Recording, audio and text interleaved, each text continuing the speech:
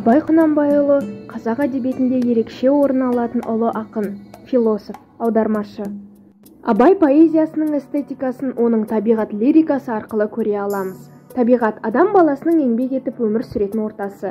Бар байлық, қазына, тіршілік, табиғат дүниежүзі әдебиетіндегі ірі классик ақындардың барлығының да шығармаларынан орын алады.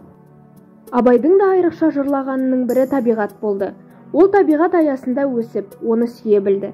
Абайдың желсіз түнде жарық-ай, күз, қыс, жаз деген өлеңдерін оқығанда табиғаттың әртүрлі құбылысы көзіңе елестейді.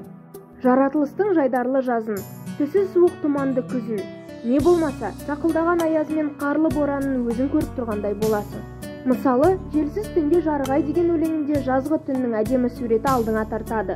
Жаз кезінің желсіз тымық күні, аспандағы жарық айдың суға түскен сәулесі, жазғы ауыл, оның жанындағы терең сай, гүрілдеген өзен суретшінің бояуы арқылы тұтас бір картина ретінде көз алдыңа келеді. Абай жылдың қай мезгілін бейнелесе де, ең алдымен оның шындық келбетін береді. Яғни табиғаттың өз әдемілігінің мына жері кем қалыпты деп ешкім таласа алмастай етіп суреттейді. Абай өлеңдерінде табиғаттың тек жалаң суретін ғана беріп қойған жоқ, оны адам өмірімен нық байланыстыра білді.